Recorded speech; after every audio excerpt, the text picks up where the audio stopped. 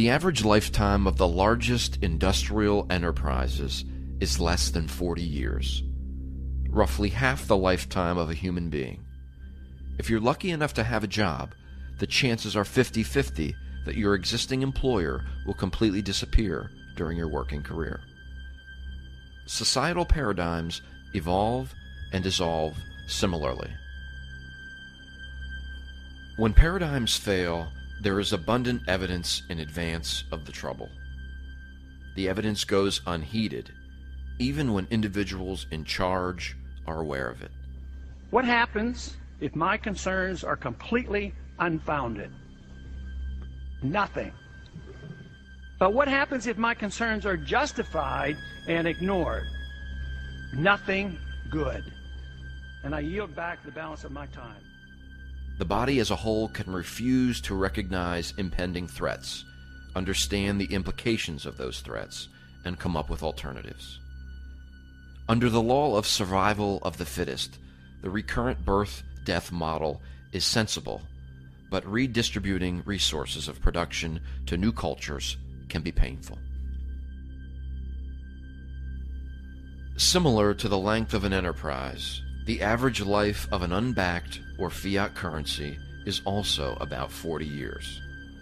The unbacked US dollar is just this old. Take the action necessary to defend the dollar against the speculators.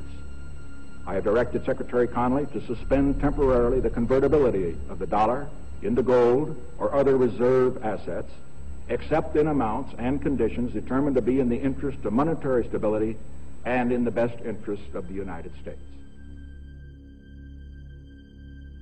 The Federal Reserve's warrant to quantitative easing is merely a euphemism for money printing, or the digital manufacture of money that has a production cost of about a fraction of a penny per $1,000 to create. The availability of dollars is accelerating at an alarmingly high rate at a time when U.S. and world economic activity is slowing. As a result, the role of the dollar as the reserve currency is being called into question.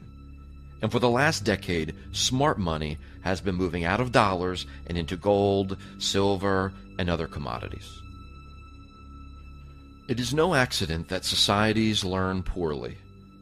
The way they are designed and managed, the way people's lives are defined, and most importantly, the way they have been taught to think and interact create fundamental learning disabilities, despite the best efforts of bright and committed people. In children, learning disabilities can be tragic, especially when they go undetected. They are no less tragic in societies, where they also go largely undetected. The first step in curing them is to begin to identify and discuss them, and all too often, proactiveness is reactiveness in disguise. If we simply become more aggressive fighting the enemy, we are reacting, irrespective of what we call it. True proactiveness comes from seeing how we contribute to a problem. It is a product of a different way of thinking, not an emotional state.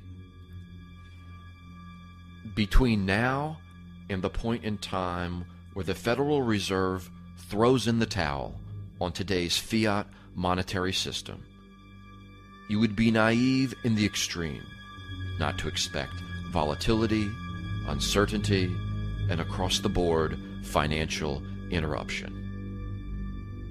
At this point, no one can know what will replace the current monetary system or when.